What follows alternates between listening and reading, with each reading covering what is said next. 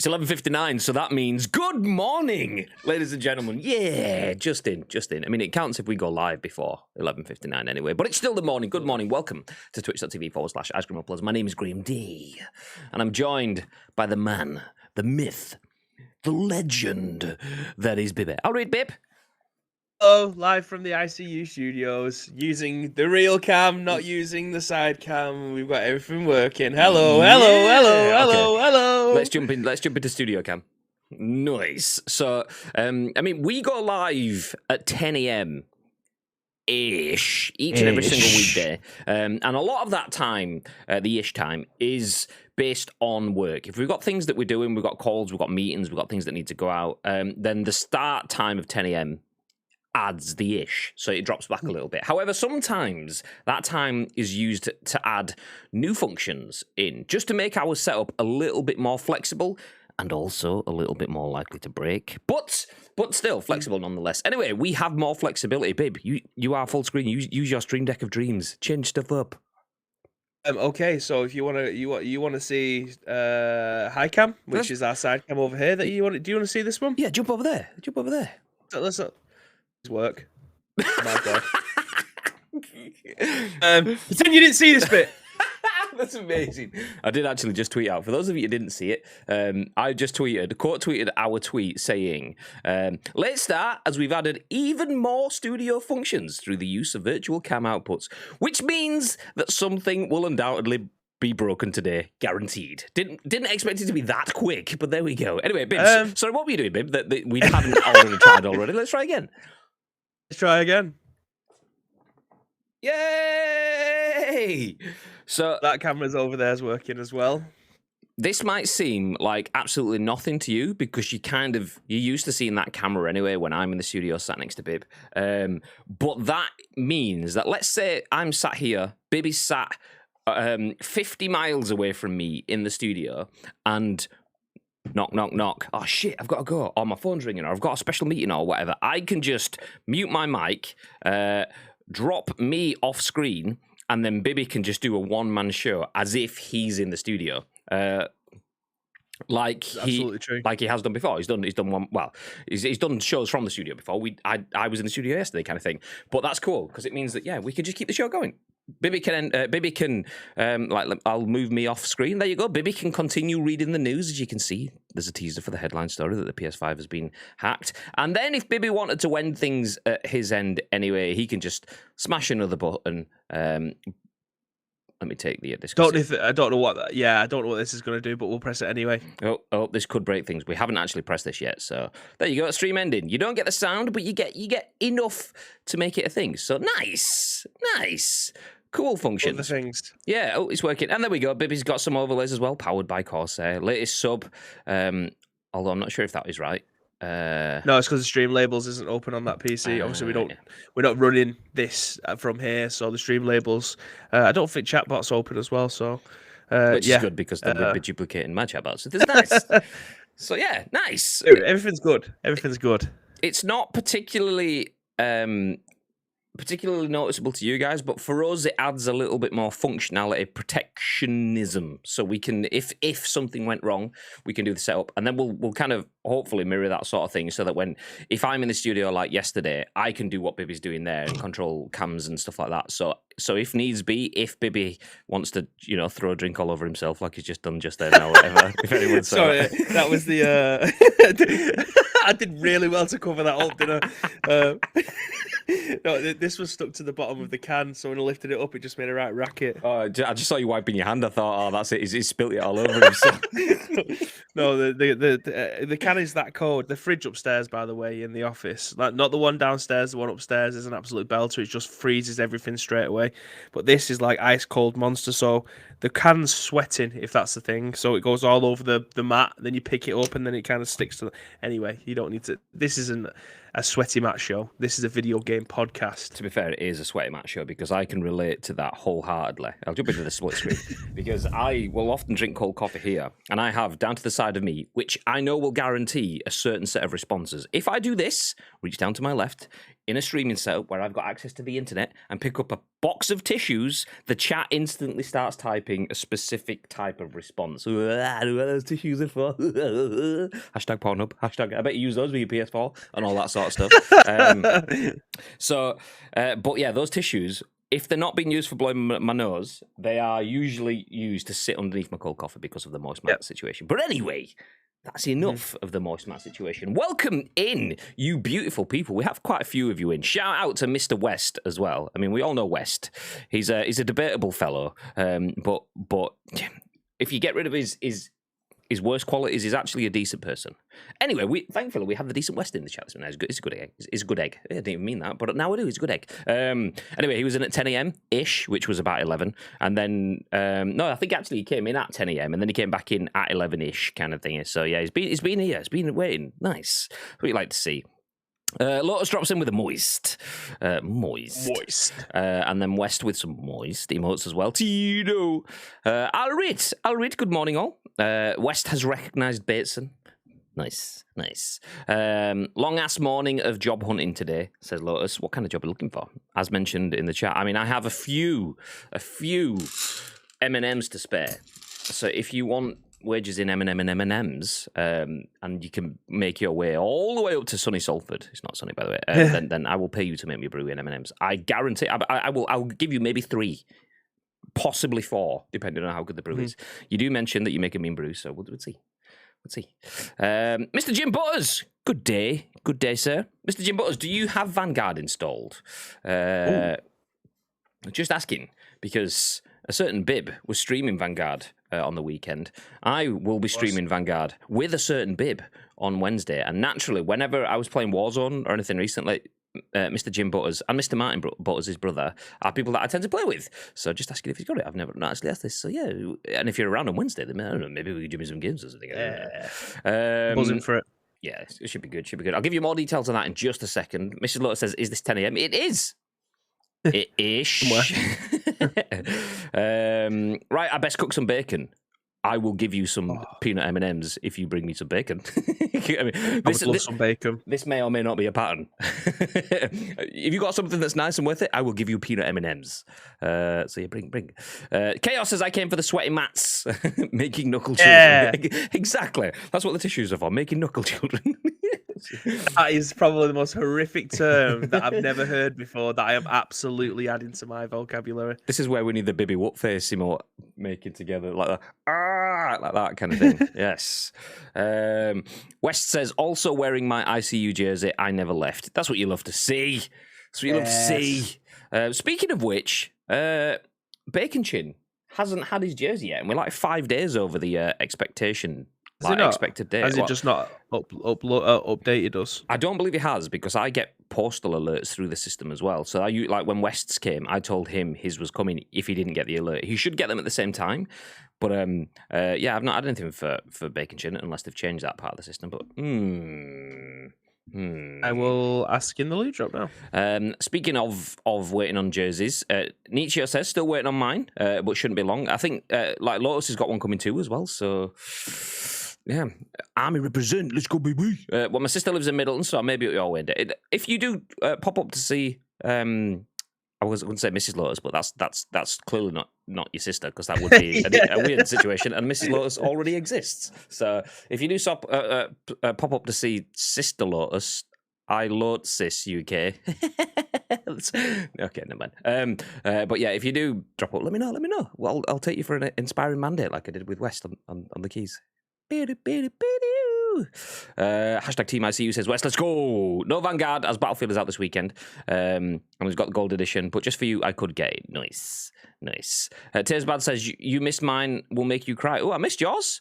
Let me see. It's because chat keeps popping, because you guys have the nerve to keep speaking to me, so I have to keep scrolling it back up. Outrageous. I know. How dare you communicate in a podcast where we'd like you to communicate with us? Anyway, Tezbad does say, hi all, we have something Click Frenzy going on in Australia. We're selling a PS5 for $8. What? Is that one of those where Amazon have put it up like wrong kind of thing and everyone buys it, and then Amazon goes, would you like to cancel your order? Nope. I actually wouldn't. No. Which we actually did previously. So we complete tangent here. We have sorry, we'll start the show in an hour or so. But we work in the video games industry. We do events and stuff, and we needed 18 monitors for an event. It was 16 monitors for the event itself because it was a 32-man tournament, 16 screens, 2 people on each screen, and then 2 other monitors for like caster purposes, kind of thing. So we bought 18 monitors. And they were like 500 quid monitors or something like that. These numbers could be wrong, but you get the idea. 500 quid monitors, and they were like 90 quid. So we went, okay, 18, add to basket, buy, sold. And then Amazon sent an email saying, what we've done is not only have we priced them incorrectly, but those are European TVs. So they will come with European adapters rather than UK plugs. So if you'd like, we could just forget that ever happened and refund you the money and not send you the screens. So the next thing that Mark, Mr. Bamba, Mr. Jelly Media did was went onto Amazon and bought Europe to UK adapters and then never responded to Amazon ever again. I mean, for the sake of like, it cost him like 24 quid rather than losing out and having to spend another few thousand pounds or whatever it was. Yeah, nice. So there you go. Do that. If that's what it was, do that. It's probably not that, but do that. After sales, administration jobs, I've been looking for this morning. Yeah. Do you know, I was going to ask you where you're based again. I can't remember exactly. I know it's like it's, I can't remember the name of the village in Hot Fuzz now. I was going to say that one. But yeah, I know you're in that region. But I don't have any contacts down there, so I don't even know anyone that's hiring. Do you know what? Sorry, we'll just get rid of Bib. Do you fancy moving up to just Manchester? Nice. Yeah, I don't fancy swapping and going down south. Sergeant Angel to the studio. Southwest. Dorset. There we go. Wait, we switched over. Who's in the studio? Bib is now in the studio. We're actually not allowed in the same room. Obviously, Derby week. It's just not pretty to see like one man crying while another man just points and laughs.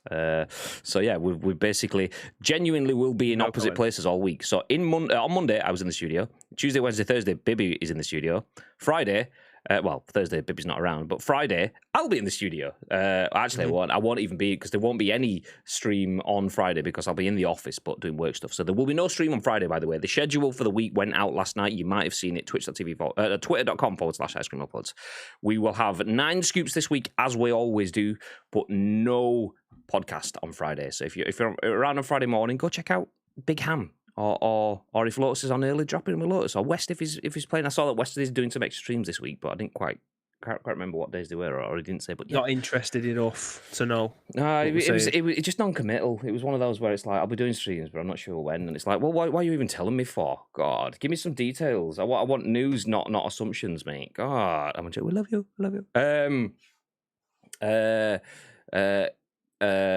No, for real. Well, actually, £8. So how? Well, $8. How do you get a PS5 for $8 then, Tizbad? And I feel like we need more details on this story. Bully, good morning. Enjoy the seat at the back of the ice cream van. What's this? Job's going to Jelly?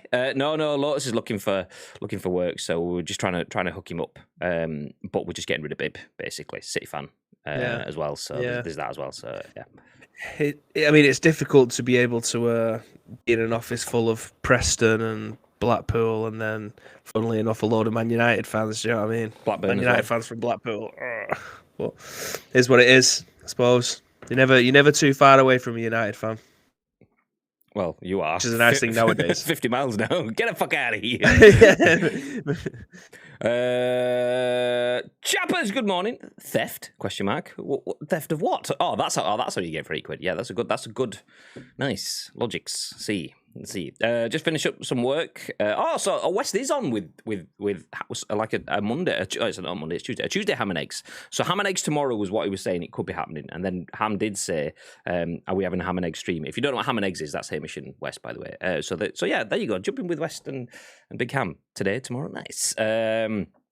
Or by putting the PS5 in one of them fruit weighing things and then paying for that weight. There you go. Although, to be fair, do you actually genuinely think if you're going to pay for a PS5 by weight that it's going to be cheaper than its retail price? Because no. I swear if paying by weight, if I took that to Tesco's like weighing thing, that'd be like, okay, we'll just call it 600 quid. Quits. Tito says you'd have to do some work if you move to the Jelly Media. I'll have jobs going next year, says Enix. By the way, yeah, Enix has just opened a gentleman's club. So if you're yes, it's not, that's not what he's doing. That's not what he's doing. But if you need work next year, then speak to the Enix. Nice. Can you elaborate on that, Jordan? Or is that just one of those but I'm not telling you, so do feel free. Anyway, if you don't know what this is, who we are, what we're doing here, welcome into twitch.tv/Ice Cream Uploads. My name is Graham D. I'm joined by the man that we call Bibby in the beautiful ICU studio, and we are here to give you the UK's #1 video game podcast, The Scoop. #1, if we do say so ourselves. Anyway, we're bringing you your daily dose of news from the world of video games and beyond, and then we will give you our thoughts and our impressions over the biggest, the best, and the breaking stories from the day. We want your thoughts and impressions, though, so do make sure you get involved over the next hour or so, and it's important that you do. Do also feel free to give us your thoughts and impressions on our thoughts and impressions. It's kind of important because this live stream on twitch.tv/Ice Cream Uploads goes out each and every single weekday at 10 a.m. But it gets turned into a podcast that over 105,000 people have listened to. On demand, we have a YouTube video, and on demand, we have an audio podcast on iTunes and Spotify and SoundCloud and Google Play. So lots of people sit and listen and need your input, so make sure you do get involved over the next hour or so, giving them your thoughts and impressions. Anyway, before we jump into the show, let me remind you that the loot drop, !loot drop, happens every month. We give subscribers prizes, or at least one subscriber gets a prize every month. It was actually a weird month for us. It's the first time we've ever had issues with the loot drop. So we drew Iceman to win a copy of Vanguard when Iceman shouldn't have been putting nameplates and stuff on the screen. Let's go! Okay, let's go to the big bit. So I wonder if, will my nameplate come? It kind of, yeah, that kind of works. Yeah. Ta-da! If I lean over this side, then I'm kind of in the right. Either get a cardboard cut out of you for that side. It's all right. It kind of works with my face cam kind of thing on the screen, so I'm kind of in the place for it. So it's okay. So yeah, Iceman won the prize. He shouldn't have won the prize. He gave it back because he's a good guy. And then we redrew again. And Keiki now owns a copy of Call of Duty Vanguard. He chose a PC code. We got him a PC code, and it's all good. We will have a giveaway next month, with it being December, and also with it being December, it might just be some Ice Cream Uploads merch. Celebration month. Yeah, just saying. I'm not confirming, but for you guys that are in here right now, someone's birthday in December, isn't it? I mean, Jesus. Yes. And me! And you! And me! Everyone gets a birthday. You get a birthday. Yeah, so on December 3rd, it's my birthday. Nice. But around that time, I'll tell you the exact date, December the 6th, that's what it'll be, will be the next loot drop.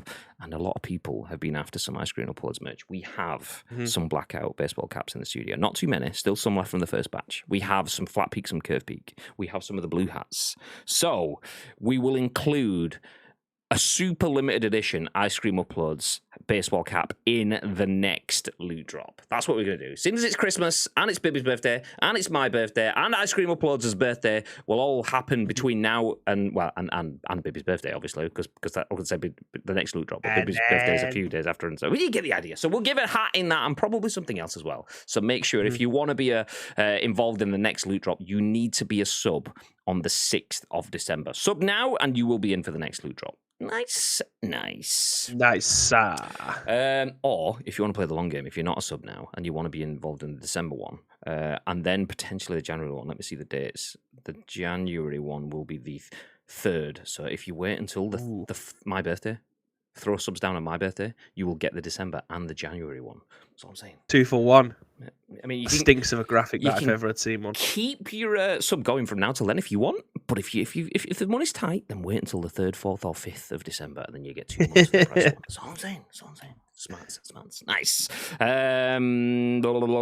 So yes, as well as the loot drop, big reminder now that we are going to be live on Insert Coin as well this week. So 9 streams this week, like we usually do, but rather than having 7 morning streams and 2 evening streams, we aren't going to be live on Friday at all. Bibby is down in London. I am doing some work stuff, so I won't be able to be free to be on the stream, so we won't have a stream on Friday at all. But we're making up for that by bringing you an extra stream, and it's not on our channel. It's going to be on twitch.tv/official insert coin. If you don't know who insert coin are, they make the sexiest games industry merchandise that you will ever see. And we are going to be live on their channel from 1 p.m. till 4 p.m. on Wednesday afternoon. So triple stream day for ICU. 10 o'clock-ish in the morning with a scoop, 1 p.m. till 4 p.m. on official insert coin, playing some Vanguard as well, by the way. So if you've got some Vanguard and you want to jump in some games, do feel free to join us over there. And then on the Wednesday evening, I will be back with some PUBG. Nice. Actually, I've seen it's a... Want to play, you need to be in Discord. Like we had this last time when we tried to do Predator, and people's like, I can play, and then guess what? No, we don't have Discord. No, you can't. Actually, I just realised I've said it's an answering week because we've swapped Friday for Wednesday. And it is. No, actually, you're not going to be streaming on Thursday night, are you? No, I'm not here. Okay, so it's an 8-stream week. I can't count. You get what I'm saying? It's fine. Nobody can. It's okay. Nobody. Yeah, they're going to get it made up for him on Sunday. Do you know what I mean? When I'm back, and obviously we're playing more Vanguard. I mean, it was a very difficult choice because Skyrim is out in 2 days on Thursday, and I'm not going to be here to play it. Massive rip. So it was a difficult choice to potentially not play Skyrim on Sunday for the first time in PlayStation 5. But Call of Duty Vanguard is so good at the moment that I feel like that is going to be a much better watch. Sweet. So there you go. Bibby will bring you guns on Sunday to make up for the fact that he's not going to be streaming on Thursday evening. But if that's not enough, you can join us on the Wednesday evening. As mentioned, we'll be back with some more Chasing Crates with Mates. And I will be joined by the Human Cronus himself, Lotus UK. So make sure you join us because, whatever Bibby tries to bring on Thursday and just can't this week, we will fill the void for you. Join us then. Nice. Okay, let's jump back through the chat. Where do we go? Can't at the moment, NDAs, but yeah, I should be recruiting in January in Media City. Ooh, I work in esports. Ex-annoyer of Graham Bibby. He does. I mean, I'm not commenting about working in esports because working air quotes. But yeah, definitely not. I would love to be able to see how long it would take you, Vern, to get from Fleetwood to Manchester during rush hour from your side. Because getting into Pulton from our side and Manchester in isn't necessarily get that difficult. It's quite easy, but I can imagine going from Fleetwood into Media City. Oof, that'd be an early start if I ever had seen one. It's a yikes. Although you get the beauty of Media City. That's the only thing. I mean, when we inevitably eventually open up the Jelly Media Salford Manchester office, it's going to be all of Media City. We'll have to just kick BBC out and say, sorry lads, we need this space. So when it happens, sorry BBC. Who watches Match of the Day now, lads? Do you know what I mean? Like, get out of there. Chaos says, my son's birthday is in December on the 25th. No, Jesus Christ. Anyway, isn't Graham's birthday coming up soon? I think it is. Let me just see. Oh, yeah, December 3rd. 3rd of December. December 3rd. It's Friday, by the way, December 3rd. 3.5 weeks, just in case you didn't know. 3.5 weeks to my birthday, December 3rd. Nietzsche says, sorry, guys, no more gifted. I want to increase my chances of the cap. Wait, it says Nietzsche 123. Gagad? How are you on his account?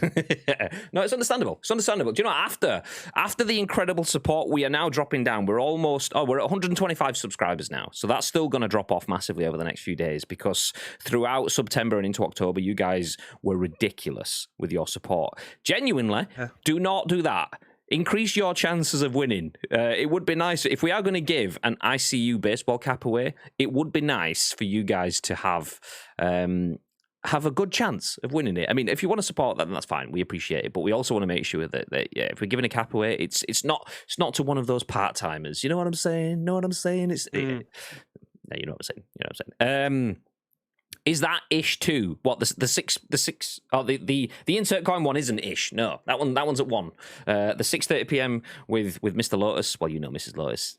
It's always a bit ish. Human Cronus, honestly, if he's not got technology adjusting his aim. I mean, if he didn't have a Cronus, I'd say it'd be like a 9 p.m.-ish stream for him. But there we go. I'd have to set off about 4 a.m. says Vern. Yeah, exactly. It's ridiculous. Seems Manchester is where it all happens, guaranteed. When are you opening the South East London Jelly office, preferably in my living room? Do you know what? We'll open it now. Let's invite you back into the studio. There you go. Hey, there's a seat just off screen where I would usually be. Well, it's the seat that I'd usually be sitting. Go sit your butt there, Chaos. Nice. Anyway, let's jump into some news. You've seen the story already on Bibby's screen. You've seen it on the tweets so far. far. But the headline story today is that PlayStation hackers claim that they have a major PS5 breakthrough. The PS5 could potentially be on its way to being jailbroken. Sheesh is the word there, but more high pitch and drawn out like a sheesh. I mean, that's a spicy meatball. Spicy meatball. It's not the deepest story, but that is definitely an opening story. Just that on its own is a headline. We will follow that story up with the fact that Warner Brothers has hinted that Hogwarts Legacy may arrive in 2022. This game has been doing the rounds for about 4, 5, maybe 15 years now. Hogwarts Legacy is a game that we did see leaked probably about close to 5 years ago, 4 or 5 years ago, and it looked incredible. It looked really good. And then it got delayed. But an executive from Warner Brothers suggests the game could be releasing after the next movie, which is coming late next year. So we'll talk about that one. Then we'll jump into the fact that Forza Horizon 5 is adding sign language interpreters for cutscenes, which is a badass move. That is absolutely... I mean, that's our third story of the day. And something that's so groundbreaking like that could be headline story of the day, which is big news. And then finally, Golden Joysticks asks you to decide the best game ever. So don't tell us now in the chat. Don't tell us now in the chat. That is the story that we will finish with. Do think between now and then, what is your best game ever? It might not be within the context of the article, but that's irrelevant. We'll have our own discussion on top of that. Do feel free to think about it. What is your best game ever? I mean, it doesn't have to be. If you can go, I can't decide between A and B, that's fine. That's fine. Just bring something to the table. Nice. Okay, lead story of the day, though, as mentioned already. This one is about the PS5. Bib. Yes. You are one of the people that have managed to bag yourselves a PS5. Not everybody has. I have. Games can be quite expensive on a PS5, 70 quid in that. Would you be tempted to jailbreak your PS5 to get the ability to get your hands on games a bit more? Not yet. I think I'd have to wait for it to. I'd have to wait for a next gen version of it to come through, and I will give you my reasonings at the end of the article. Okay, well that's a nice little segue that I wasn't ready for, but there we go. Now I'm ready. As Tom Phillips at Eurogamer has this article that says PlayStation hackers claim major PS5 breakthrough. Another one bites the dust, says the tagline. Infamous hacking group Failoverflow claims to have made major progress in its bid to break open the PS5 security. Today, the collective said it had gained access to internal PS5 root keys used to decrypt parts of the PS5's firmware.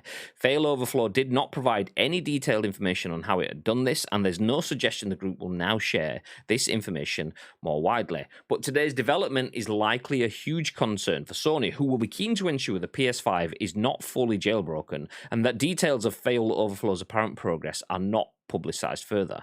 We got all symmetric PS5 root keys. This is a quote, by the way. I'll start that again. So we got all symmetric PS5 root keys. They can all be obtained from software, including per console root key, if you look hard enough, Failoverflow wrote this morning. Another one bites the dust, sunglasses emoji. Back in 2011, Digital Foundry reported on how Failoverflow had left the PS3's security in tatters after the group gained full control over what could be run on the console. Failoverflow gained further fame by hacking the PS4 and getting Linux and other custom firmware to run on the Nintendo Switch. Eurogamer has contacted PlayStation for comment. So, PlayStation hackers claim a major PS5 breakthrough. You interested in jailbreaking your PS5 then, Bib? Yes, but not for the reasons that you would think, which is obviously why I left a little cliff out in there for you. Like, me being able to jailbreak my PlayStation 5 isn't necessarily just because I want to be able to download ISOs or ROMs or anything like that for a PlayStation 5. The reason I would like to do it is so I could play emulation games on it. You've got the Xbox Series S and X that you can have like a developer mode on it, and you can sideload the likes of RetroArch, and nothing makes me more jealous than when I'm in my PES Retro group and they've got Xbox Series S's, they've activated the debug mode, they've put the RetroArch on there, and they're able to play all of these PlayStation 2 versions of Pro Evo, even the ones like Winning 11, but then it's been modded into English, so it's obviously not in the Japanese language, so they can actually see what's going through. All of those games that we potentially may not have had over here, football or not, all of those will be able to get played on your PlayStation 5. It's something that I have done, and I've unlocked my PlayStation 2 to be able to do that. I'd love to have been able to get a PlayStation 3 that had backwards compatibility for PlayStation 2, so I could run everything through it. I just don't have the luxury of having one of those, so I'm able to stream via HDMI. But yeah, the reasons why I would hack my PlayStation 5 is not necessarily to be able to download the ROMs and stuff like that, because once you do that, once you jailbreak it, I think the online element kind of disappears. Like I've already been through this sketch with the Xbox 360 when I had that JTAG'd, so I could play burnt games. Bricked my Xbox, and I had to get rid of my account because it kind of corrupted that at the same time. So I don't want to have to go through that again. So if I was to jailbreak it, wouldn't use it to go online. It would just be a brick, and it'd just be sat there in the house, not connected to the internet, to be able to have all of these emulations running through it. But that is genuinely the only reason. Like, I've got no interest in playing or downloading PlayStation 5 games to run through, and that literally is the God's honest truth. Like, that kind of thing nowadays doesn't really interest me as much as emulation does. I mean, I've streamed on this channel too. I think I've literally streamed more retro stuff on this channel than I have modern stuff. So I think that's kind of where I am at with gaming. Not in general, but as something that I take more pleasure in is playing games that I grew up with. I don't know if that says a lot about the current gaming landscape, but yeah, I think if I was to get into a PlayStation 5 and jailbreak it, it would be for side loading purposes rather than to actually play ISO games. Don't care, mate. He does care. Yeah, I mean, I've never jailbroken a PlayStation or even tried to. I've not done the same thing. I've not done it with an Xbox. I did it with an iPhone and came to regret it and turn it back. And it was the reason I did it for the iPhone is the same way that I would do it for a PlayStation, which is pretty much an echo of what Bibby said. It's not to play chip games, rip-off games, dodgy games, save yourself some money on buying games, because, I mean, one, that would be career suicide, working in the video games and just working with clients and going, yeah, I know you spent a lot of time and effort doing that, but I completely circumvented that and went against it. So nope. But also because, I mean, I respect games and I want more games and I want games to get bigger and better. And if I take money out of that whole industry for my own benefit, then I'm just, one person's not going to damage the industry. But if every one person thought like that, then so yeah, we get the idea. But I do like the idea of adding extra functions, the ability to do things that are outside of the ecosystem, that don't damage the ecosystem, that don't hit anyone else's pocket, but do you allow your freedoms. And one of the things that Android users will often say is that you can do so much more. The iOS in comparison is restrictive. And it is. Admittedly, at this point in life, because I'm an old man that's just happy with simple things working, as they work, it's fine. So my iPhone kind of does all that I need now. Back then, it was a little bit more different. Like things like that come as standard now on your iPhone. You want to play a game? Okay, you can just use your Xbox controller or your PlayStation controller. Job's good. Back then, it was a case of, actually, if you've got an Android phone, you can add a little ROM, which will then allow you to use a PS2 controller so that you can play games on your phone using a controller. And it was like, so that's why I jailbroke my iPhone, to try and do some of that sort of stuff with it. Anyway, it just led to slow phone and blah, blah, blah, so I got rid of it. So if I was going to jailbreak my PlayStation, it would be something for those reasons, for creative, like the creative side of hacking rather than the malicious and demonetizing side of hacking. I still don't think I would. I mean, it's kind of hard to say, but would you do it on the sly? And not tell anyone. Well, I mean, let's be honest. I mean, there's nothing wrong with hacking it for and telling people. Like, in terms of working the games industry, I've hacked my PlayStation so that I can get 2 games running simultaneously, add a new operating system, because there's nothing wrong with that. That's experimental hacking. I know PlayStation don't want you to do it, but yeah, I wouldn't be bothered about mentioning that. I think it'd be just more the fact that right now is a bit of a difficult one to say, because my instinct is I don't want anything to happen to my PS5 because it's going to be difficult to get a new one. Obviously, in 2 years' time, and they're everywhere, that's a different story. But even then, I probably still wouldn't do it. If I'm going to do any sort of tinkering and hacking and stuff, it would probably be with the studio setup in terms of screens and how they work and different softwares and stuff like that. So I probably still wouldn't do it myself anyway. But it is interesting to see. The thing is, with something like Fail Overflow, it's not about that creative hacking entirely. It does then lead very, very quickly to the conversations like we were having last week when it came to that dude hacking and making ROMs for Nintendo. It starts off as a little bit of creative fun, but then it's a case of, but you can also buy these ROMs which will set you up or whatever. Yeah. So it goes there very quickly. Sorry, what they're called? Fail overflow, is that what they're called? Yeah. Yeah, so for these guys, it may not even necessarily be like you mentioned about the cards last week.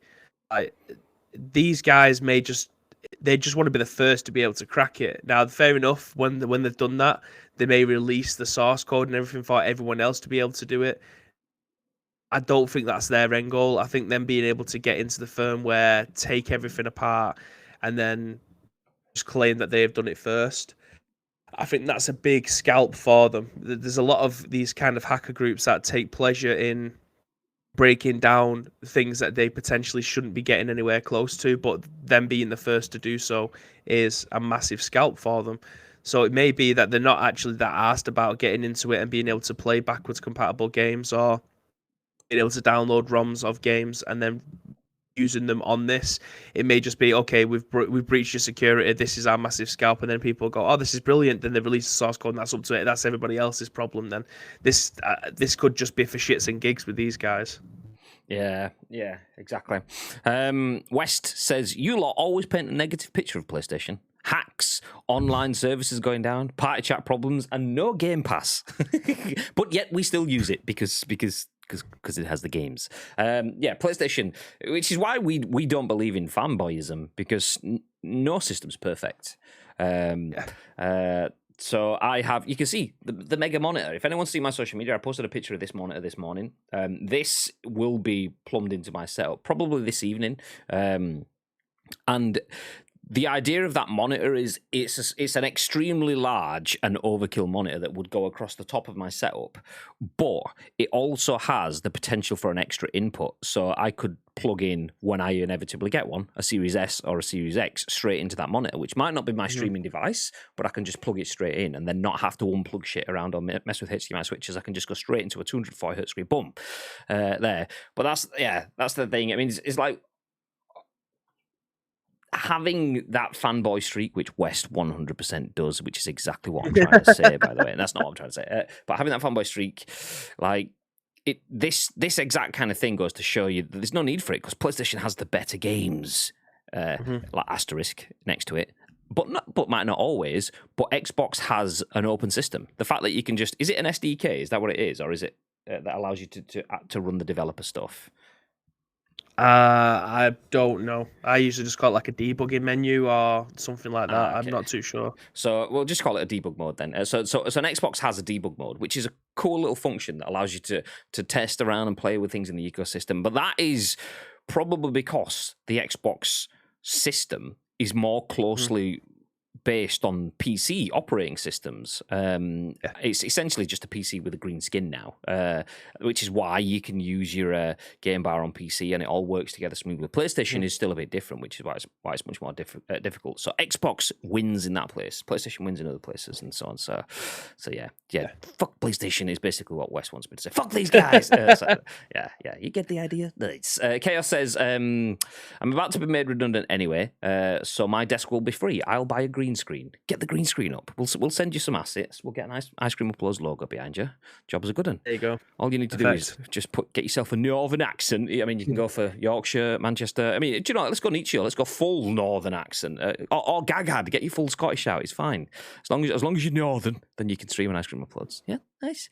I'm only joking. We're inclusive. This is all green screen. This isn't a real wall. These aren't real TVs. This is just how good our green screen and lighting is. Yeah, Bibby's actually sat just outside Costa. Yeah, the rate my takeaway guys just walk past with his own table and chairs. Audio radar. Now that's a story. I don't know what audio radar is. Does anyone know what audio radar is? AJ, give me more information. What's audio radar? Give me some news. Mrs. Lotus says to Chaos, I know the feeling. I've been told there may not be a job for me to go back to after maternity as they've cut hours. See, that's shit. I know we're making jokes to lighten the situation, but being made redundant is fucking dog shit. I've been there. But if I didn't get made redundant when I got made redundant, it's highly, highly likely that I wouldn't be sat where I am on the screen talking to you beautiful people now. So swings and roundabouts. Everything happens for a reason. I'm not going to pretend it wasn't shit. It was shit. All of our plans for the next few years, savings and stuff, and all just got rinsed. And it was a difficult few years. But now it's wonderful. So everything happens for a reason. Ish. And even if it doesn't happen for a reason, then you can make that shit work anyway, because you're a fucking wonderful person. You is the gist that you should come out the other side of this.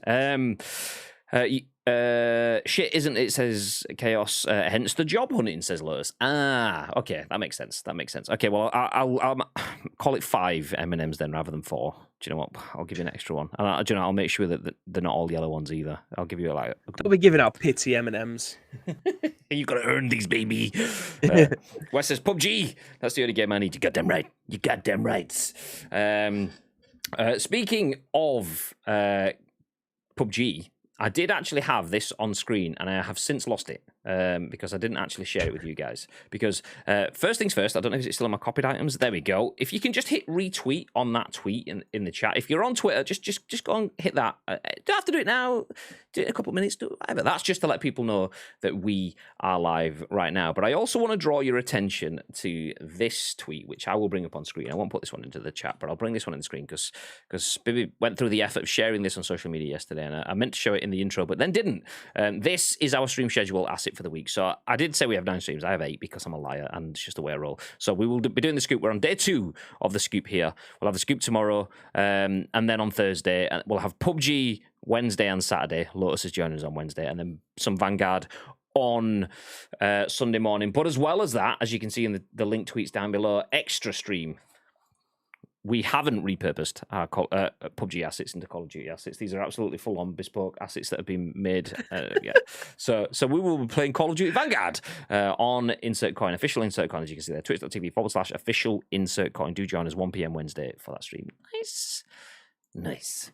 Okay, next. There's a big enough change there. We've got planes in the air, and you're not wearing a PUBG helmet anymore. Yeah, and the logo changed, so... Through some magic trickery, to be fair there. I mean, I didn't even know this asset existed until Bibi showed it me yesterday. It was like, what's this? I was like, I don't ever remember having my helmet off in this setup. And he's like, yeah, I've taken a head and I've taken another one and I've butchered it together to make 3 images. It's like 4 different layers over the top of each other. So don't zoom in on it. Just don't zoom on it, and it looks fine from a distance. Yeah, there we go. Nice. Flawless. Let's go.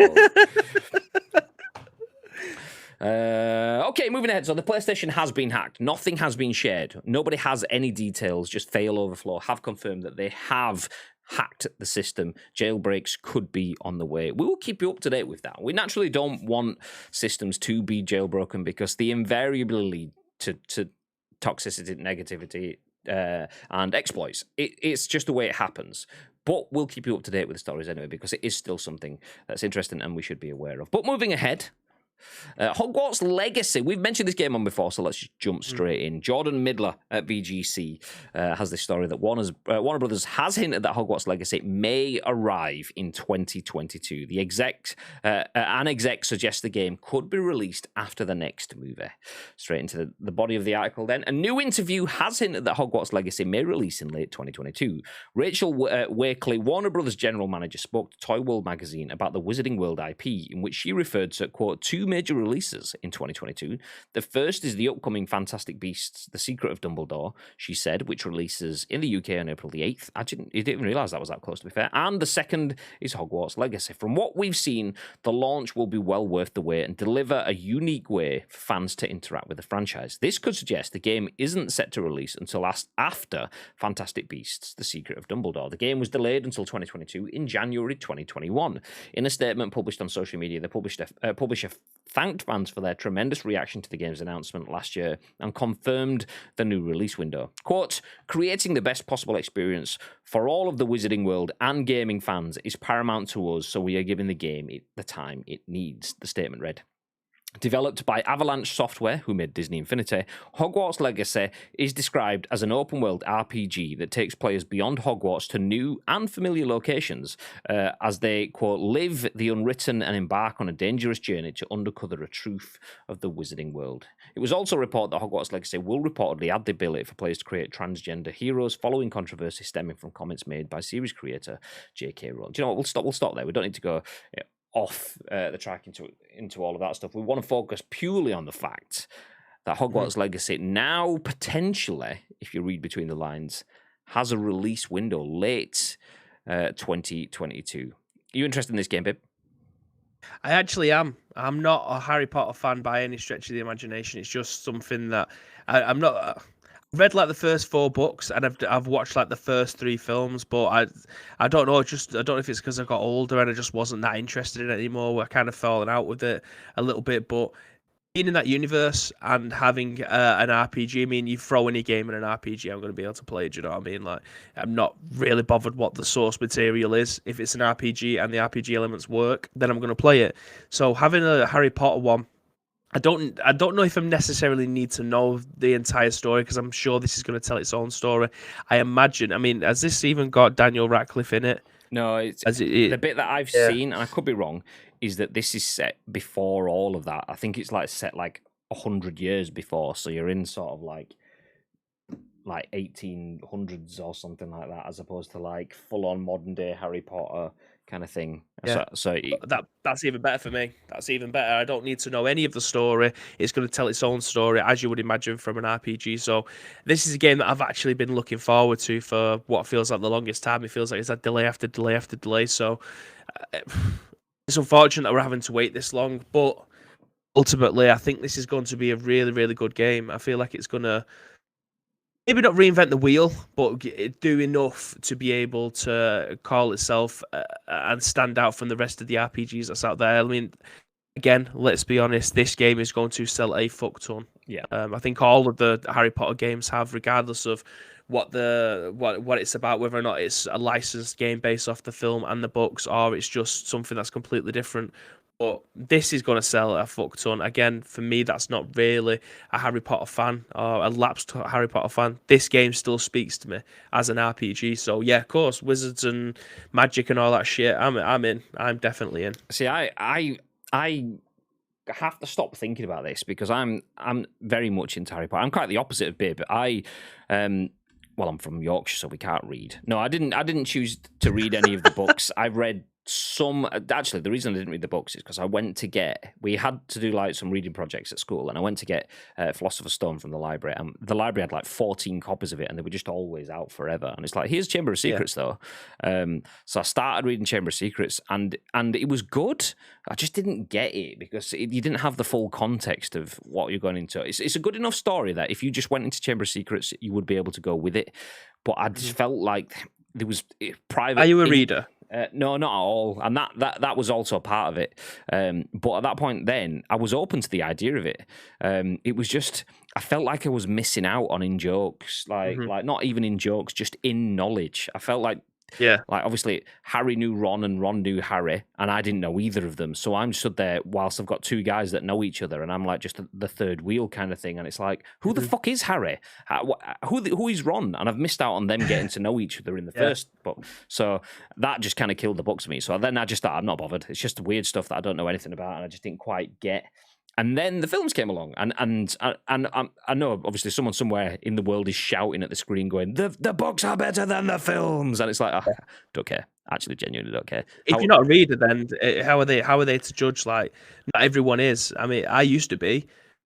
Kind of come back round again now, but it's stuff that I actually want to read about characters that I actually like, rather than picking up something new, which is what it is. Like, I'm obviously reading the Resident Evil books because it's source material I adore. I've genuinely got no objections to going back and reading a Harry Potter book. I don't think I'm going to be reading the Pokemon books. Am I going to be telling the lore of the entire Skyrim series of the Elder Scrolls series to my child, even though he won't be able to hear or may understand what I'm saying? Of course, I'm going to be reading the entire fucking lore behind it. But if you're not a reader, then if you want to watch the films, there's nothing wrong with that, is there? Well, I watched the films and fell in love with the films, so much so that we've been to the Leavesden UK Potter tour 2-3 times. We're going to be going again pretty soon. We went to Potter World in Orlando and spent fucking forever in there. So we've got wands and all sorts of shit. So yeah, very much into that. But the thing that excites me is we're in the world of, like, they want it to be an exciting RPG. And one of the most exciting RPGs for me, not that I tend to spend a lot of time in RPGs, was JRPG. It was Final Fantasy X, and that had a side game which was Blitzball, which was basically Quidditch. So if Blitzball on the PS2 exists, then this better have some fucking like full-on eFootball. Do you know what? I'm not going to say any names because people, if I say FIFA, then people are going, you're bullshit. If I say eFootball, then people are. So let's just say some top-class sports game physics. I want that sort of level of stuff. So I can do my mooching around, developing my own character, making it be who or whatever I want that person to be. I think you can choose to be good or bad as well. I think that was mentioned. So I can go down that sort of like path. But I want to I want to be blitzballing myself. God damn. So yeah, get me some Quidditch going. Like full on. I want like the Tidus Ject shot that you had in Final Fantasy X. If anyone doesn't know what that is, imagine the knuckle puck from Mighty Ducks, but in Final Fantasy, it was your power shot. I want to be doing those things on a Quidditch pitch. Yes, please. Hogwarts Legacy delayed. You can't be serious. Oh dear. I can't say that. Robotic computer assistant, ban Asim Tanvir. If I say that, she'll actually go, I'm sorry. Yeah. Or you just do Asim's messages disappear all the way up the stream. Fuck. Didn't expect that. Twitch is compatible with Alexa. Great. So yeah, super excited. I genuinely am excited, and I don't mind. Take the time for this. I know we've said this for every game, and we'll say this for every future delay. So you're probably going to get bored of hearing it, but we'll keep on saying it. Take the time. Do what you need to do to make the game good. If you need to delay it to make it better, that's fine. I just think for a world as vast and a world that has so many top level stories as the Wizarding World of Harry Potter, seeing Hogwarts Legacy come out as a subpar game just would not do it justice. I think that would end a lot of people's interest in a Harry Potter gaming franchise. But if Hogwarts Legacy puts the effort in, I could see this being... Like yesterday, we were talking about Skyrim having a 10-year anniversary edition. I wouldn't be surprised if we got a Hogwarts Legacy 10-year anniversary edition. We probably won't because it's Warner Brothers and it's a movie franchise and there's all sorts of tie-ins, so we'll get 17 games before then. But it's that sort of world where it could do, and I hope they put the effort in. Thinking about it, though, like how else can they... Could they make another one?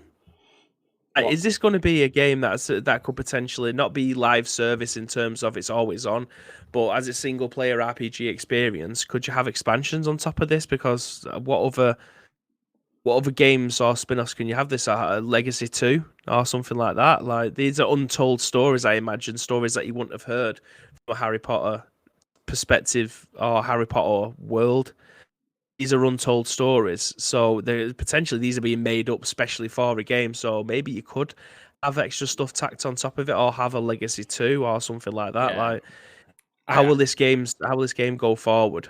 I wouldn't be surprised if this wasn't a 10-year game. I feel like when I said 10-year game, like Skyrim obviously was 10 years within one title with all the expansions. I would be more likely, I think this is more likely that this would have 10 years of content, but spread across multiple releases. So, like you say, Hogwarts Legacy 2. You could, or if not 2, it'd be like Hogwarts Legacy, and then like the Horcrux files or something like that. Fucking whatever. Just something that they'd span off into it. I wouldn't be surprised if we do see that, but I'd like it. I think the potential is there. I just don't want it to be shit. I just hope it's not shit. So late 2022, that's nice. I would absolutely 100% love to spend some Christmas evenings waving me wand around in front of the TV. Easy, Tiger. So me and Baby spent like a couple of Christmases ago, as we keep mentioning, waving our lightsabers around. Give me some escapism with a wand. Yes, please. I will take that. And if we can jump in with other people as well, then even fucking better. Yeah. And then jumping other people and jumping on a Quidditch pitch. Oh, God. So, yeah. Oh, God. By God. All right. Brib. I was trying to be polite. I really need a piss. Like I've been holding this in for like 5 minutes. It's because your mic cut it so it kind of went. I was like, was that a brib? And then you did it again. It went. Brib. I was like, okay. So you go for a wee. Nice. Rib. I will jump into the next bit of news then. Tito says, I glazed over when you start talking about Harry Potter. Welcome back. On this occasion, I don't want to slither into the puns. Get out the Gryffindor. Nice. Do you know what I don't get? Don't care for your negativity. I'm going to keep on Ravenclaw on about it. Yeah. Mila Mononoke. Mila Mononoke? Mila? Do you know what? I apologize for butchering that. Tell me how to pronounce it and I will say it properly, but thank you very much for the follow. And Erictorix. Thank you very much for the follow. Is it Erictorix? I appreciate you being in here. Good morning. Good afternoon, even. Welcome to Ice Cream Uploads. We have just jumped through a story looking at the fact that Warner Brothers Warner Brothers have hinted that Hogwarts Legacy could be coming out in late 2022. They did delay it at the very start of this year into next year, and it looks like it could be coming out late next year. After an executive suggests that there are 2 releases coming next year.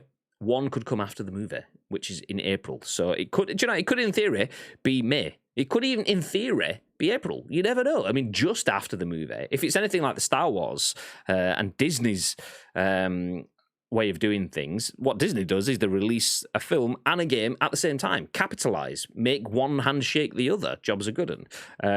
So we'll see. I'll huffle and puffle until I blow your house down.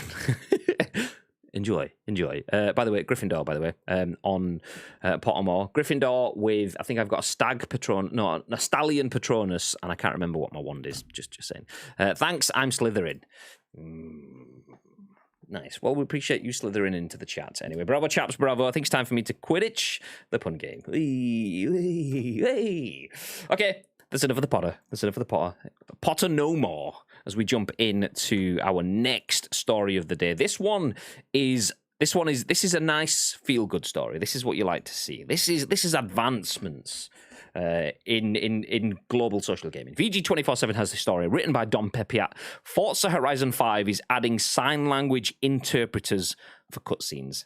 So Microsoft continues its run of making games more accessible as Playground Games announces an ASL BSL interpreter will arrive in Forza Horizon 5. Can I actually click on the image? There we go. How cool is that? Nice. So we already know that Microsoft is way ahead of the game when it comes to accessibility in games, and now the company has gone another step further by promising to add sign language support to Forza Horizon 5. In a post over on the Xbox Wire, Mike Brown, the creative director at Forza Horizon 5 developer Playground Games, explained the various ways the game has been made to be more accessible for players with disabilities, noting the color blindness mode, text-to-speech options, and the myriad subtitle options that have been added to the game.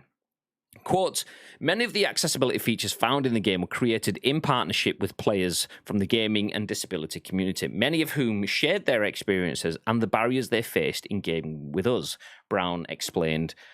With this in mind, the team is excited to share we are also working on American Sign Language, ASL. That means something different for people in the UK if you used MySpace back in the day and MSN Messenger. But yeah, anyway, whatever. And British Sign Language, BSL, to support for cinematics in Forza Horizon 5. Coming soon, this feature will include a in-picture display near the bottom of the screen of an ASL BSL interpreter during the cinematics in the game. The update is due to arrive shortly after launch, which is tomorrow, which is actually now today, November the 9th. Interestingly, the game also lets you slow down the entire game speed, allowing you to play the same game just a bit slower if you need to. Ideal for players who might not have the reaction speed that's usually necessary to play high-octane racing games. This even extends to the character customization options, which lets you choose prosthetics for your character to better represent those players. Okay, we'll stop there. It does go on to talk about the Xbox's adaptive control and other things. As we did mention in the very start of the article, Microsoft is leading the way when it comes to accessibility in games. So that's just some of the extras. If you want to read about those, feel free to check out the article. It is written by Don Peppiatt on VG247, but the gist of it is Forza Horizon 5 is increasing accessibility. It's adding sign language interpreters for cutscenes. Bib, what are your thoughts? Yeah, again, this is absolutely mega. Like having sign language thing is something. Again, I can't read it. I don't need to use it on a daily basis. But for someone who does rely on having this type of communication, it's something that's an absolute necessity. I always turn subtitles on when it comes to video games. Like even though I can understand exactly what they're saying, I always turn it on in case I can't. If there's an accent that I don't really understand or someone speaks too fast, something like that, I've got the subtitles to rely on. Not just that as well, like things like you might get a loud explosion, or the levels might just be off, and you can cut out on that. And you're like, I'm the same. I turn on the subtitles more often than not. Yeah, but that's for someone who can understand all of that stuff. Exactly. Like having someone who can do the sign language. I mean, again, believe it or not, I'm going to mention Skyrim, but imagine someone doing this for a game of that level. Obviously, it might not be capable on the day of release or something like that. It might be something that gets added in afterwards. But again, it's just opening up the game to somebody else who potentially may not have been able to play it in the first place because of things like this. It's stuff that I would never even consider thinking of because it's not something that affects me. But then obviously things like special effects and companies like that are able to come in and create video game consoles and peripherals and things like that for people who aren't able-bodied or don't have the facility to be able to hear or see properly, and they've got all of this stuff that's going on. I think this will change the landscape, not just of racing games, this game, but just the way that people access this type of content. I think other studios now will be going, why didn't we think of that? Yeah. Why didn't we think about having someone sign language in? I mean, this is a racing game. There probably isn't going to be that much dialogue. The cutscenes will be a minute long tops. Or other games that heavily rely on cutscenes to tell a story. Like imagine a Metal Gear game with someone sign languaging on that. Like it would be an absolute necessity with how long their cutscenes are. So I think this will leave and pave the way, again, not just in racing games, but in how we digest games as a whole. I mean, there are obviously things to mention in here, in the fact that this is a racing game that isn't cutscene heavy, that it's easy enough for Xbox to lead the charge. Not meant to be a Forza pun intended there, but to lead the way with this, because it's a non-intensive thing. Like you mentioned Metal Gear Solid. Like Metal Gear Solid 4 had a 2-hour cutscene. That's 3 times as long as some games out there. So just having the time spent, like the costs associated, the memory required to have a video file of someone on stream doing that one cutscene alone, let alone the rest of the game. There are some restrictions, naturally. It's not going to just be problem solved. We can look after sign language for deaf people now, because it's not necessarily like for a game as big as Metal Gear, then yeah, potentially there's budget in there for that. For an indie game or whatever, even one that's 60 minutes long, it's okay, well, that's me. I need to find someone that's an interpreter that I can use that will come into a studio. I probably need to have a studio hired, and that could be massive cost that's just never going to be there. So it's nice to see this stuff happening. It doesn't necessarily mean it's one size fits all, though. But every step forward is a good step, right? So it's you love to see it. You love to see it. Tito says, as someone who was born deaf, I still rely on subtitles as I'm used to looking at mouths when people speak. Any option to increase accessibility is great. You'd have to imagine... I'm the same. I wasn't born deaf, but I do generally look at people's lips when they're talking, because I don't know why.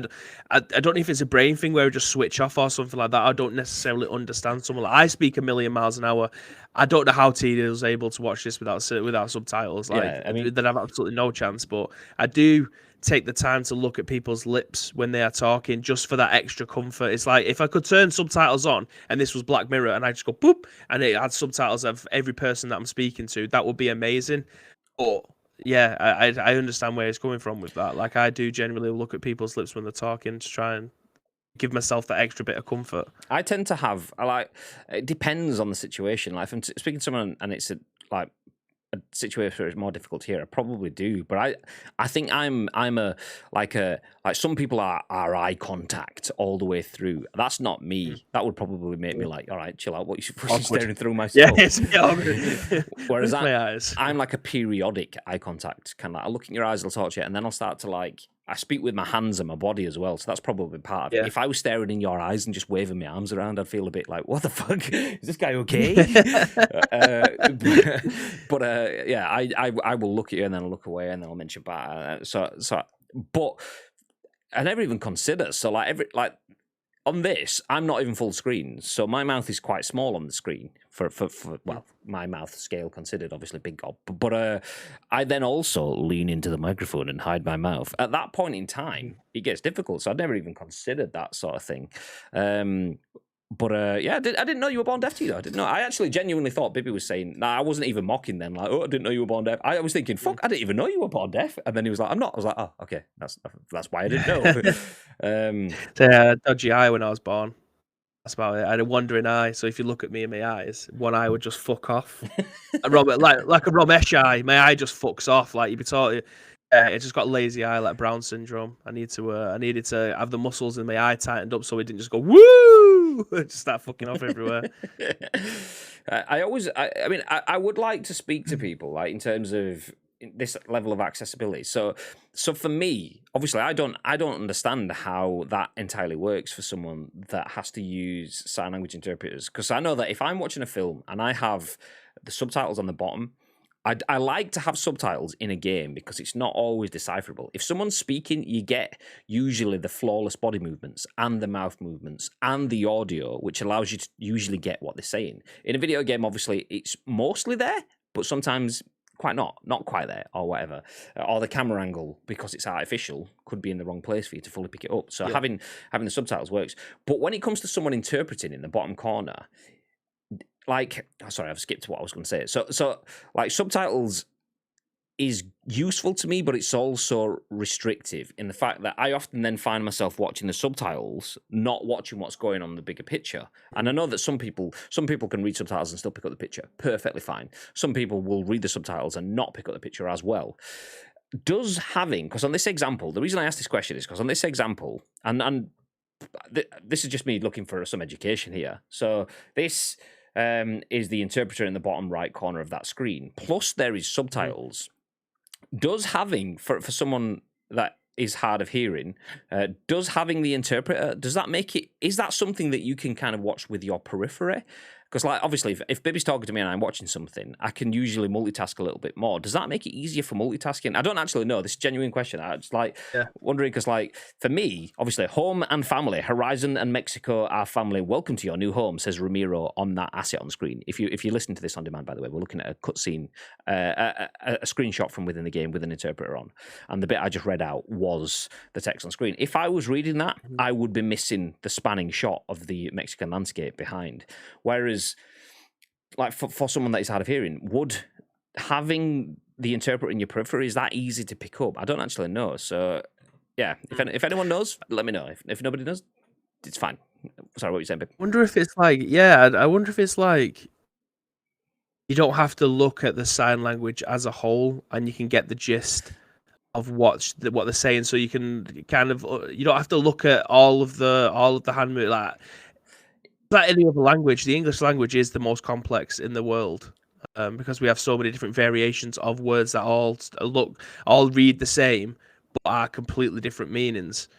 A lot of languages don't have that, so something that we may have as a long sentence may actually only be like 4 or 5, maybe 6 syllables in somebody else's language. Is that the same with sign language? Like, is one hand movement a word?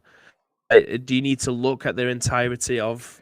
Well, yeah, that's kind of what I was getting at. So it's like when it comes to reading or looking at signs or things like that, it's getting into psychology now, but your brain fills in the gaps. That's why you can trick people into, like, you'll see those things where it's like, look at the image, and when you see the mistake, point it out, but the mistake is actually in the words that they've just read, and that's because your brain speeds things up for you, so you don't have to read every letter. And if you have the word that, T-H-A-T, but you could change the H to an L, so it said clat, but it looks like it. Your brain sees the T and the stick of the upwards stick in the L, thinks it's a H, and then it sees the T at the end and it goes, that's that. Okay, nice, next word.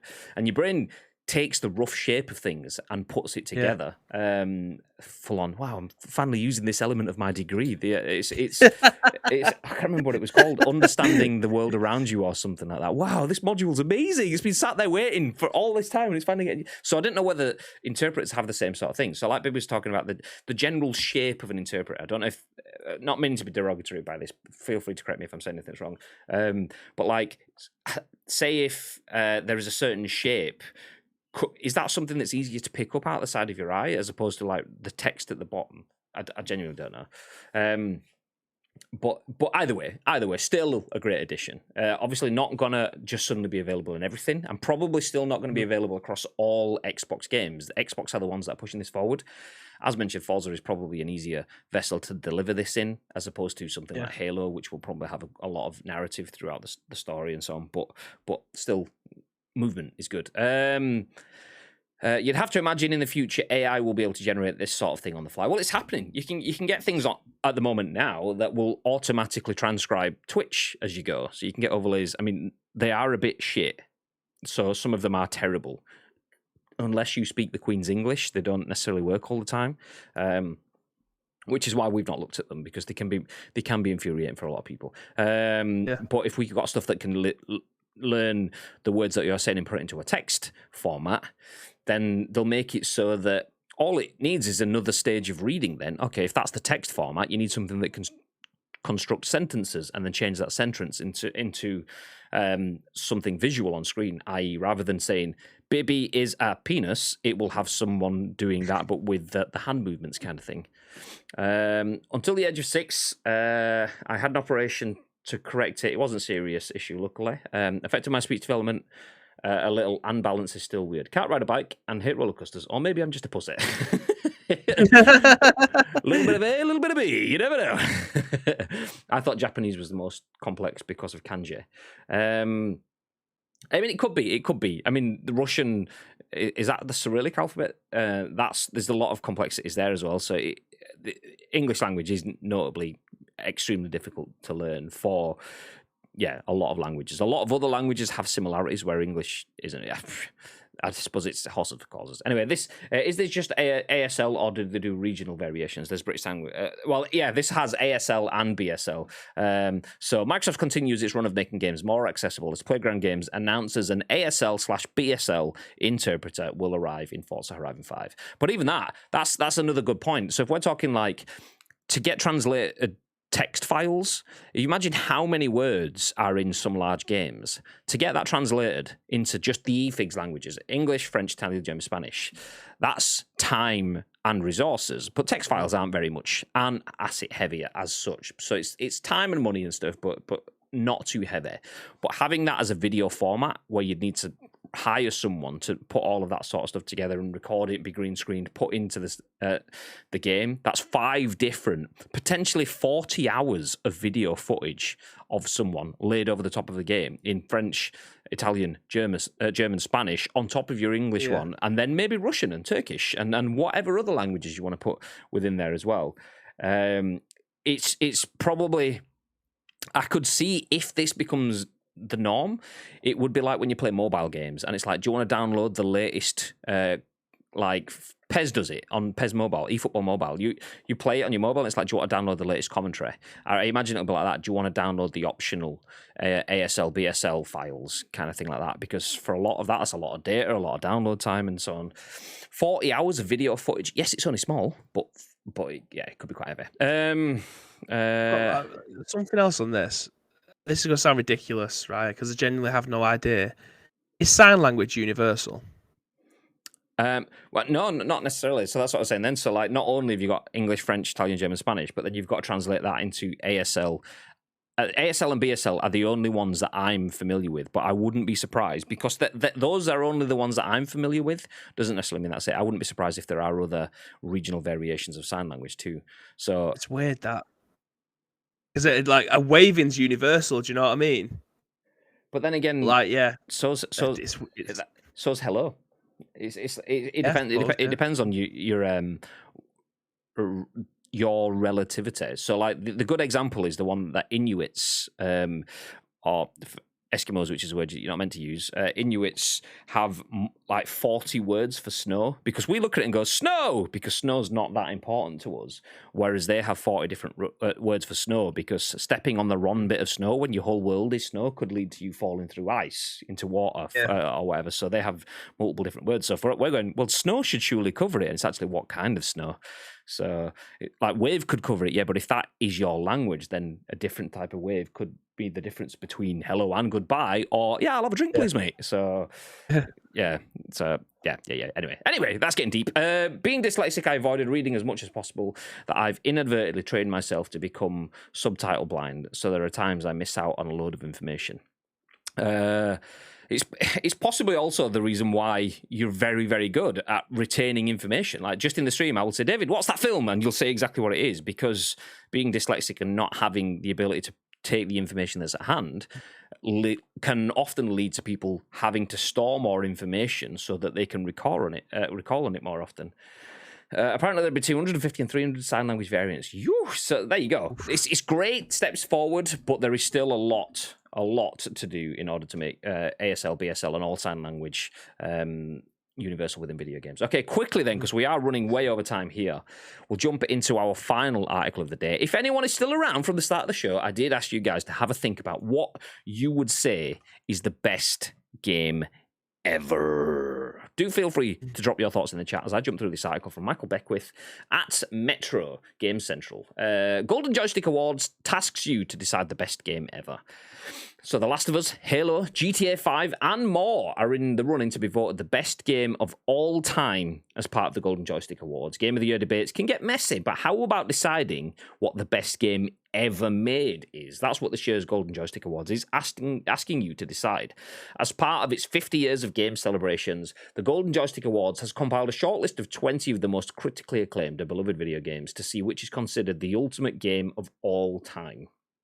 Voting is already open on Games Radar, and you only have 5 days to vote for your favourite and convince all your friends and family to do the same. The shortlist consists of, I'm going to go through them all. Call of Duty 4, Modern Warfare, Dark Souls, Doom 1993, Grand Theft Auto 5, Half-Life 2, Halo Combat Evolved, Metal Gear Solid, Minecraft, Pac-Man, Pokemon Go, Portal, SimCity 1989, Space Invaders, Street Fighter 2, Super Mario 64, Super Mario Bros. 3, Super Mario Kart, Tetris, The Last of Us, and The Legend of Zelda, Breath of the Wild. It's definitely a solid lineup that's right for starting arguments, even if it doesn't include Advance Wars, the actual best game ever made, and who would vote for Super Mario Kart or Call of Duty 4 over a more modern entry? It's not the only major award at the event. Either you'll also need to vote on the best gaming hardware of all time, which hilariously doesn't include most recent consoles from Nintendo, Microsoft, and Sony. Makes sense considering the Xbox Series X and S PlayStation have barely been out for a year. And this list includes, I won't go through that, I'll leave all of that stuff there. You feel free to read that and jump in and vote for your favourite hardware. We will stick with the earlier question. What would you say is the best game of all time? Would you pick one from this list, or do you have something else? I'll keep the list on screen for now, but I'll ask Bib. Bib? Best game of all time. Yeah. Thoughts? Well, my favorite game of all time. I mean, when you say best or favorite, they are two completely different things. So I'm gonna go with favorite. Resident Evil 2 remake. It was the original Resident Evil 2. Like, there's that game is perfect in every single way, in my opinion. Might not be anybody else's, but it's my opinion, so I can say whatever the fuck I want. And Resident Evil 2 was perfect in every single way. It's not, but neither of them are on. In fact, the Resident Evil isn't on this list at all, which is an absolute joke. But there's spawned 27 Super Mario games. Yeah, like Resident Evil created its a genre of video games. It was the lead in the way. I can't believe it's not there. If no Resident Evil, there's no Last of Us, which is coincidentally on this list. So yeah, it's bizarre that it's not there. Out of this list, if I was to choose one, I think it'd be hard pushed between probably Metal Gear Solid, GTA 5, even The Last of Us. It's difficult, isn't it? It's difficult. There's so many good games on that list. Let me jump back through the chat. Metal Gear Solid is mega though. Like I preferred the second one. Sons of Liberty. I think that was a much better game, but yeah, it's difficult to choose. This list is pretty good. I preferred the third over the second, although the first was groundbreaking.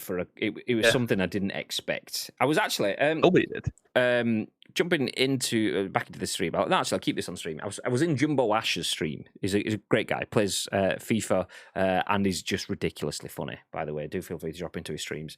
Friend of the channel, nice. Anyway, I was dropping in his stream, and his start slate it's basically like a still asset that moves rather than like full animation. It's like a still asset that has a cartoon version of his face in the middle, but then it's surrounded by other little bits of cartoony things that mean something to him. So there might be a football that's is symbolic of his FIFA stuff that kind of rotates or whatever it was. But there was a fox in the bottom corner with a knife in its mouth, and the fox winks. That's like simple movement. So it's a still asset, but it's animated. That's kind of the vibe. Anyway, so I was like, is that meant to be Foxhound from Metal Gear? He was like, yeah. And then he told me this story about how Metal Gear was huge for him. He actually got it expecting it to be, because it had the word gear in it, and he was buying it illegally pirated, as a lot of kids were doing at that point in time. He thought it was a racing game. And then he put it in and he was like, what the fuck is this? And because he had it pirated, he didn't have a lot of the benefits that you kind of need, like having Meryl's codec number off the back of the case and things like that. And he told a story about how influential that was. And that speaks to me massively. So if I look through this list, the ones that stand out for me off this list, Call of Duty 4, Grand Theft Auto 5, Metal Gear Solid. I mean, Pokemon Go is a hugely important game in my life. I've spent years playing that game, not so much now.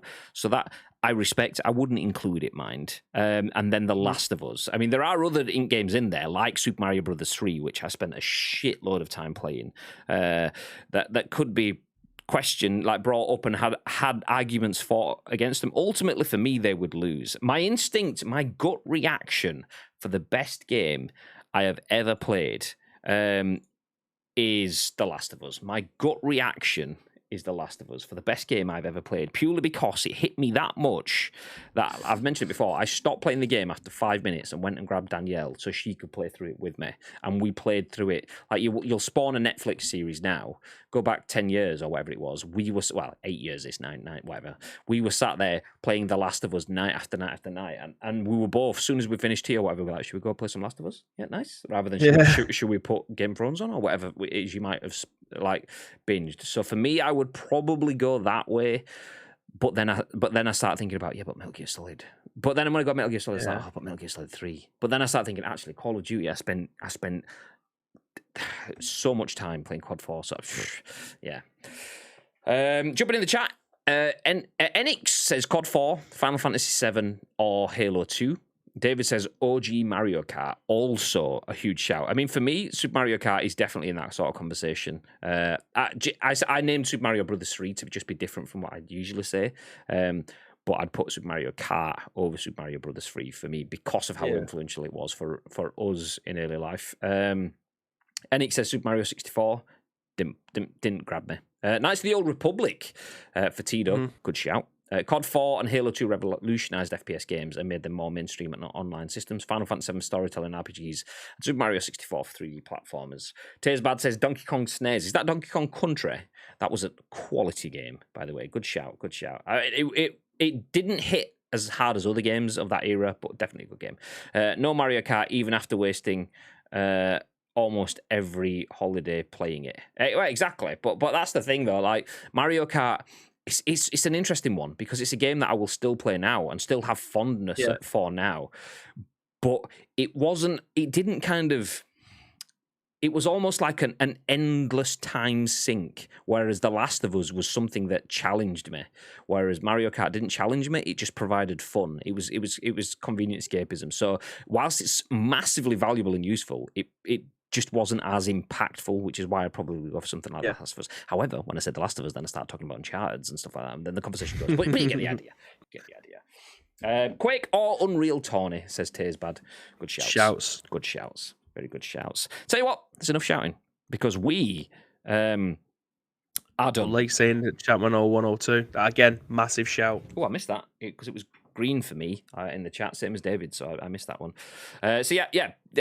Bibby could judge on that one whether it was a great show, which he just did because I didn't play them. So I will take your words for it. And I will take all of your words and we'll wrap them up as we start to shut things down. Thank you for joining us for the second stream, the second scoop of the week. A quick reminder that we only have 4 scoops this week. There will not be a scoop on Friday. Both myself and Bib will be around in the same setup as we have today tomorrow.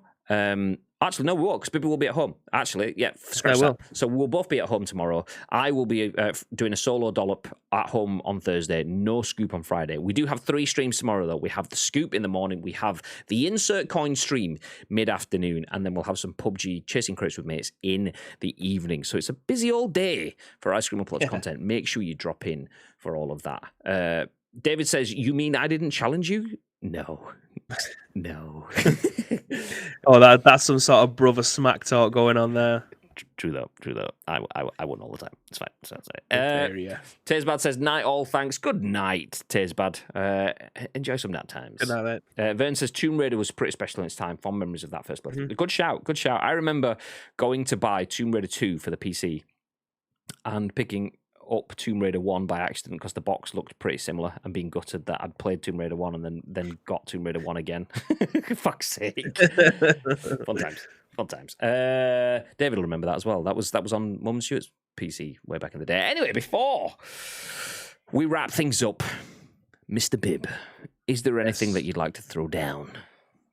Yes, again, thank you very much to each and every one of you that have joined us for today's episode of The Scoop. We are 2 down. We have 2 more to go. Nope, that is not a typo. That is not me getting it wrong. Again, as Graham said, there is no scoop on Friday. So if you want to help shape the remainder of the shows this week, there is 2 ways that you can do so. First of all, find us on social media. It is at Ice Cream Uploads across all major social media platforms, or get involved with our Discord. If you're watching this on any of our on-demand services, go into the description below. All the links that you require will be listed there for you, but all we need from you is a URL plus your thoughts and impressions. We will then give you our thoughts and impressions on the very next show, which will be at what time tomorrow?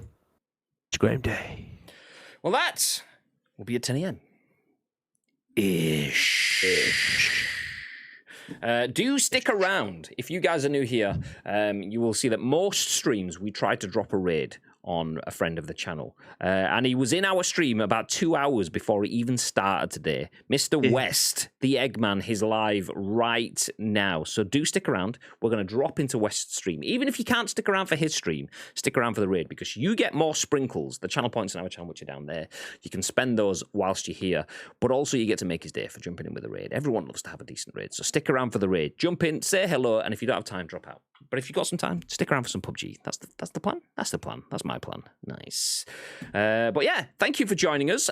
Nice dual stream, more functional studio setups. See the scoop. See all the effort and time and effort that you put into us. We put that back into the content. So hopefully you can see the content journey building as we go.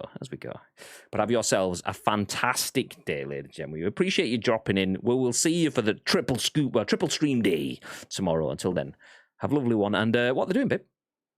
Well, you gotta stay frosty.